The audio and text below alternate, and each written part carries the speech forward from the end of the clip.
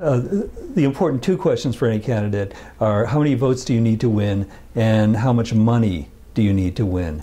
In order to get at that, you've got to look at the data and at the political geography of Philadelphia. It's not rocket science. It's not rocket science. There are parts of Philadelphia that are more receptive to reform candidates and parts of Philadelphia that are less receptive to reform candidates.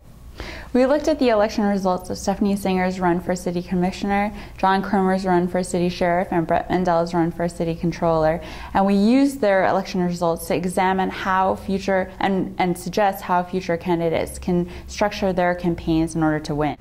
The micro-targeting is essential, and one of the things that your report does is to level the playing field by giving everyone the tools to do that micro-targeting. And that it's possible to win, and win big, even without a party endorsement. We now have access to online election results, and we use computerized mapping in order to analyze that data.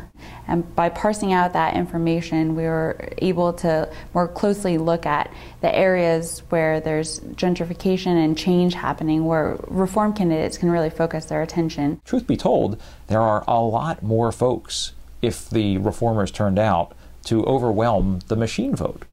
What this analysis showed was where candidates were strong on a very granular level. If you can segment the population, if you can look for where there's more fertile hunting ground for reform votes, and you can message to them better, message to them smarter, you can probably make some good use of your money. And as some of the other campaigns have shown, even if you're focusing on a relatively small set of areas of the city, if you're able to generate a critical mass of turnout within those areas, you can be very successful.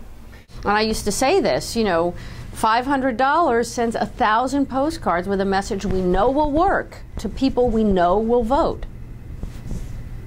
This report is essential for reform candidates who want to win in the city of Philadelphia.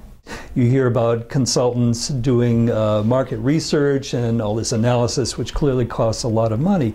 The good news is that in Philadelphia, on a citywide level, you don't need that. You can do a lot of this yourself because the election results data is available for free, and because GIS computer mapping is relatively easy for a larger number of people, so that you can, in fairly short order, review the results from past elections, map them, and get a very good understanding of what you've got to do in order to be successful. Having the data and then the micro-targeting to make use of the data, people who otherwise would be shut out by the existing machines can run a real campaign on their merits.